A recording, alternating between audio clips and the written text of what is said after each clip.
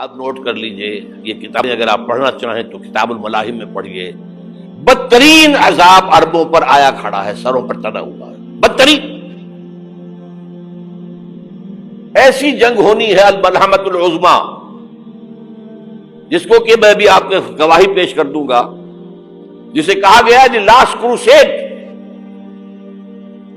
Bush نے بھی crusade کا لفظ بول دیا تھا، پھر واپس لیا اس نے.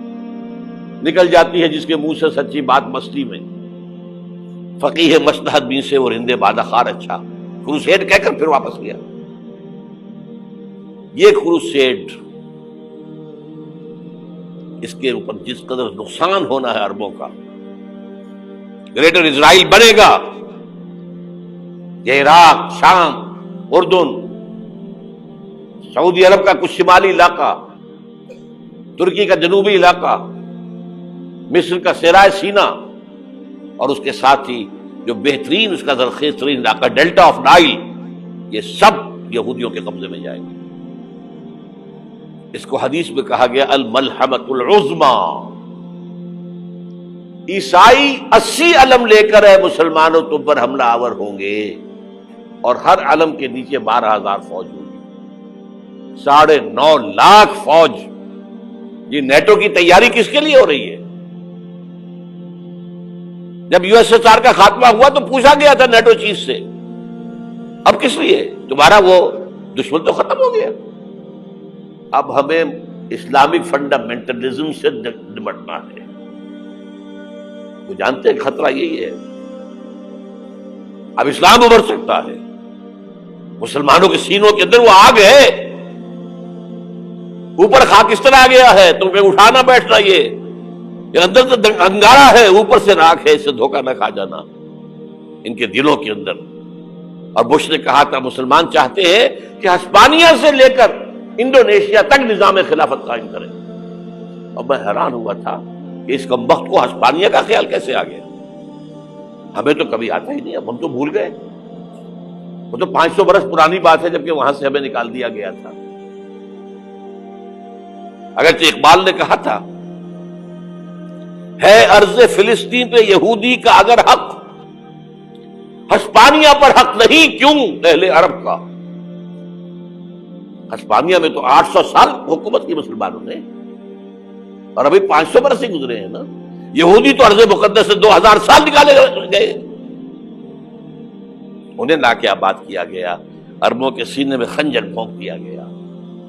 وہ چھوٹا سا ملک جو چاہتا کرتا، کوئی پوچھنے والا نہیں. امریکہ جیسے اپنے بیٹے کی حفاظت کرے ویسے کرتا ہے اس کی. اور حضور نے فرمایا ہے وہ جنگ جب ہوگی تو ایک باپ کے اگر 100 بیٹے ہوں گے تو 99 ختم ہو جائیں گے، ایک بچے گا. یہ حدیث ہے، حدیث ہے صحیح. اور آپ نے فرمایا ویل للعرب من شر قد اقترب. عربوں کے لیے ہلاکت ہے، عربوں کے لیے بربادی ہے اس شر سے جو قریب آ چکی ہے. اور آج جس طرح انہوں نے ان کی تہذیب کو اختیار کر لیا ہے، دبئی جا کر دیکھیے، بدترین مغربی معاشرہ جو ہے وہ دبئی کے اندر ہم نے قائم کر کے دکھا دیا. اب سعودی عرب اس راستے پر بڑھ رہا ہے. اور اس کے بعد نمبر 2 پر جو ہے ہم پاکستانی ہیں. لیکن میں اس کے وہ پہلی بات جو کہہ رہا ہوں وہ تو یقینی ہے، اس میں تو احادیث صحیحہ موجود ہے. اگرچہ اس کے بعد پانسا پلٹے گا، پھر حضرت مہدی کا ظہور ہوگا، حضرت عیسیٰ کا نزول ہوگا، اور وہ گریٹر اسرائیل گریٹر گریو یارڈ بنے گا یہودیوں کا. ایک ایک یہودی قتل ہوگا اور دفن ہوگا. یہ بات میں ہونا ہے، میں پہلی بات پر فرض کر رہا ہوں. وہ پانسا پلٹے گا جب پلٹے گا. ابھی جو سامنے ہے وہ کیا ہے؟ جس ملحمۃ العظمیٰ کہا حضور نے، جسے آرمگیڈون کہتے ہیں عیسائی. آرمگیڈون کی اگر کہیں جا کر آپ دیکھیں گے، آپ ڈکشنری میں مانی تو کیا لکھا ہے؟ A very big war which will be fought between the forces of evil and good before the end of this world. اس دنیا کے خاتمے سے پہلے خیر اور شر کی قوتوں کے درمیان بہت بڑی جنگ ہوگی. ارمجدون اسے کہتے ہیں عربی میں، اور آرمگیڈون اسے کہتے ہیں انگریزی کے اندر. اور یہ بائبل کی آخری کتاب کے اندر ہے، جو اس میں کہ مکاشفات یوحنا، ریولیشنز آف سینٹ جان. یہ تو میں کہہ رہا ہوں یقین کے ساتھ، اور زیادہ دور نہیں ہے، آیا چاہتا ہوں. اس لیے کہ یہودیوں کا اور عیسائی جو کنزرویٹوز ہیں، نیو کنزرویٹوز، ان کا 5 نکاتی ایجنڈا ہے متفق علیہ، جس کے تحت کہ یہ جنگ صلیبی شروع کی گئی ہے. تو سن لیجئے آپ. آرمیگیڈون نمبر 1، گریٹر اسرائیل قائم ہو جانا اس کے نتیجے میں نمبر 2، مسجد اقصی اور قبۃ الصخرہ کو گرانا نمبر 3، وہاں تھرڈ ٹیمپل، وہ مسجد جو حضرت سلیمان نے بنائی تھی 1000 قبل مسیح میں، پھر برباد کی تھی نبوکدنضر نے، دوبارہ بنائی گئی، پھر دوبارہ ختم ہوئی 70 عیسوی تک گری پڑی ہے. ان کا خانہ کعبہ گرا ہوا ہے 70 عیسوی سے لے کر آج تک. ایک دیوار ہے ویلنگ وال، جہاں جاتے ہیں، روتے ہیں، پیٹتے ہیں، ماتم کرتے ہیں، وہاں وہ بنے گا تھرڈ ٹیمپل. اور نمبر 4، اس میں لا کر رکھا جائے گا تخت حضرت داؤد کا. یہ تخت کہاں ہے اس وقت؟ یہ لندن شریف کے اندر، جو ان کی پارلیمنٹ کا جو چرچ ہے، ویسٹ منسٹر ایبے، اس میں رکھا ہوا ہے. ایک پتھر تھا جس پر بٹھا کر حضرت داؤد کی تاج پوشی ہوئی، پھر حضرت سلیمان کی ہوئی، پھر وہ پتھر رکھ دیا گیا جب حضرت سلیمان نے بنایا ہیکل مسجد اقصی، وہاں رہا وہ. ہر بادشاہ جو تھا یہودی اسی کے اوپر بٹھا کر اس کی تاج پوشی ہوتی تھی. سن 70 میں ٹائٹس نے گرایا اسے، ہیکل کو، وہ پتھر لے گیا، وہاں سے روم گیا، روم سے آئرلینڈ گیا، آئرلینڈ سے اسکاٹ لینڈ آیا، اسکاٹ لینڈ سے انگلینڈ آیا، اور اب وہ رکھا ہوا ہے 14ویں صدی عیسوی سے آج تک. وہ ویسٹ منسٹر ایبے میں رکھا ہوا، ایک کرسی کی سیٹ میں اسے بنا دیا گیا ہے تخت کی شکل میں. اب انگریزوں میں کوئی ملکہ ہو، کوئی بادشاہ ہو جس کی بھی تاج پوشی ہونی اس میں ہو، یہ لا کر رکھا جائے گا تھرڈ ٹیمپل میں. اور اس پر یہودیوں کے خیال کے مطابق ان کا مسیحا آئے گا جو مسیح دجال ہوگا. عیسائیوں کے خیال کے مطابق حضرت عیسیٰ آئیں گے، وہ ہمارا بھی خیال ہے حضرت عیسیٰ آئیں گے علیہ السلام. بہرحال یہ تو بعد کی باتیں ہیں نا. اس وقت جو میں عرض کر رہا ہوں، عربوں پر بہت بڑا عذاب، اور پاکستان کا معاملہ البتہ یہ ہے، میں یقین سے نہیں کہہ سکتا.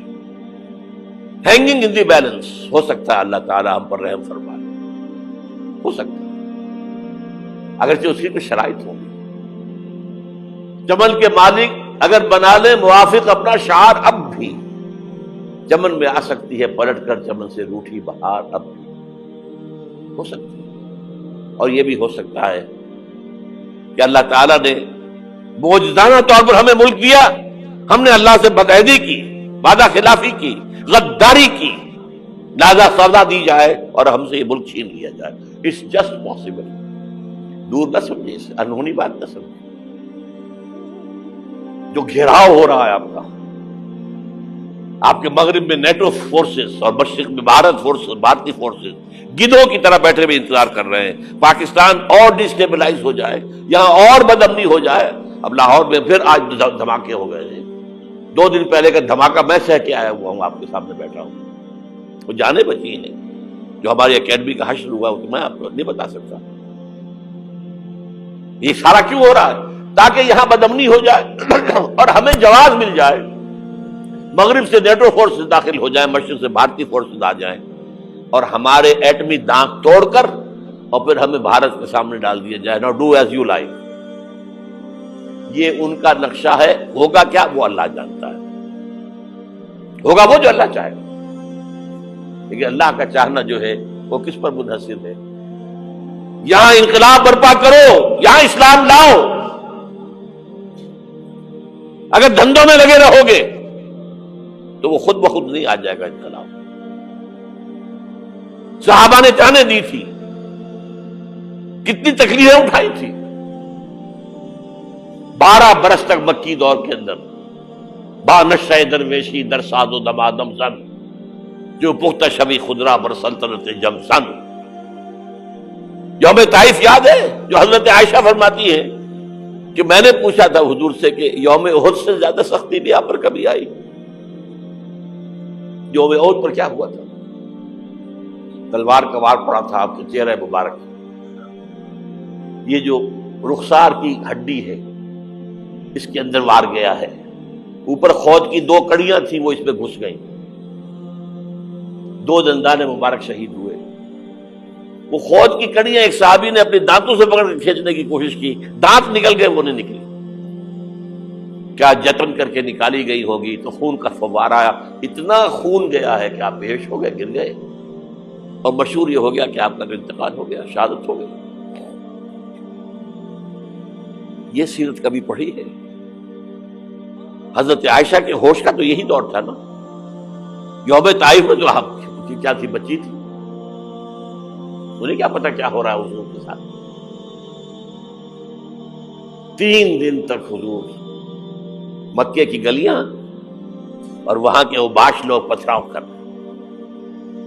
گئے تھے اس امید میں کہ شاید وہاں کا کوئی سردار ایمان لے آئے، تو یہاں تو ابو طالب بھی فوت ہو گئے، یہی دنیاوی سہارا تھا، خاندانی سہارا تھا ابو طالب کے ذریعے، اور گھر میں ایک دلجوئی کرنے والی رفیقہ حیات تھی، وہ بھی، ان کا بھی انتقال ہو گیا۔ آپ نے کہا یہ عام الحزن ہے، اب تو سب کو طے ہو گیا قریش کو کہ آپ جیسے قتل کر دو، اسی لیے آپ گئے طائف، شاید وہاں کا کوئی بڑا سردار مانے، ایمان لے آئے مجھ پر، تو میں اپنا مرکز ادھر شفٹ کر دوں۔ تینوں سے ملے ہیں، تینوں نے وہ جواب دیے ہیں، نکل جاؤ یہاں سے، میں تمہارے ساتھ بات بھی کرنے کو تیار نہیں۔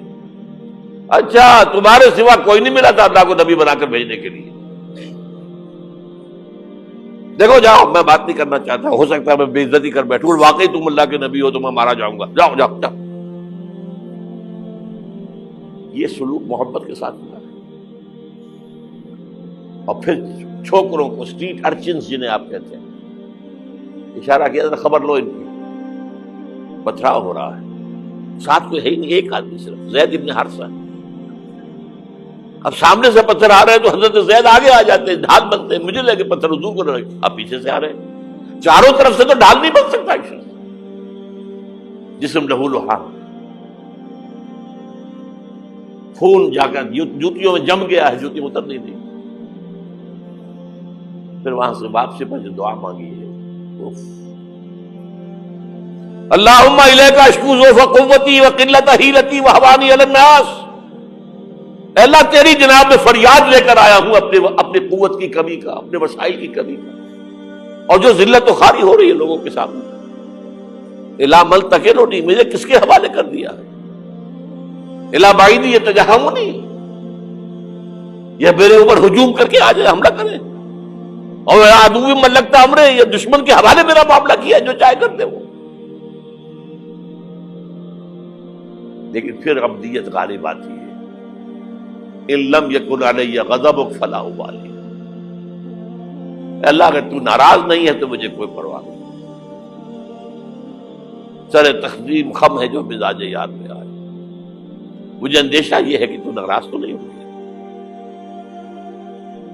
یہ تکلیفیں جھیلی ہے، سینکڑوں صحابہ نے جانوں کا نذرانہ پیش کیا ہے، احزاب کی جنگ میں فاقوں پر فاقے ہو رہے تھے، اور ان فاقوں کی حالت میں خندق کھودنے کا حکم ملا ہے، لوگوں کی کمریں دوہری ہو رہی ہیں، پتھر باندھے ہیں اپنے پیٹوں سے، اپنے چادروں کے ساتھ کس کر کمر دوہری نہ ہو جائے، اور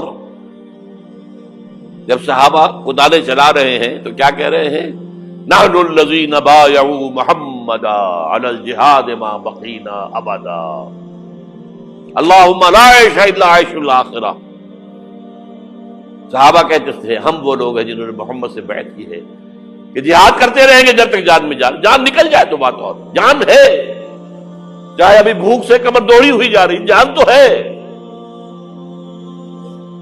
اور ایک دفعہ کہتے تھے اللہم لا عیش الا عیش الاخرہ، اے اللہ عیش، زندگی تو آخرت کی زندگی ہے۔ اور حضور فرماتے تھے، حضور کے بیٹھے ہوئے نہیں تھے گاؤں تکیہ لگا کر، پتھر اٹھا کر خندق میں سے لے جا کے باہر پھینک رہے تھے، جب صحابہ کہتے ہیں اللہم لا عیش الا عیش الاخرہ، حضور فرما رہے ہیں فاغفر للانصار والمہاجرہ، اے اللہ ان انصار اور مہاجرین کی مغفرت فرما دو۔ پھر حضور کی خدمت میں کچھ لوگ آئے، حضور اب یہ فاقہ ناقابل برداشت ہو گیا، دیکھیے ہم نے یہ پتھر باندھے ہوئے اپنے پیٹ کے ساتھ۔ حضور نے کرتا اٹھا کر دکھایا، وہاں 2 پتھر باندھے ہوئے۔ یہ ہے سیرت النبی۔ آپ کس چیز کو سیرت النبی سمجھتے ہیں؟ بہرحال اس موضوع پر میری ایک کتاب ہے منہج انقلاب نبوی، کہ انقلاب کیسے آیا تھا۔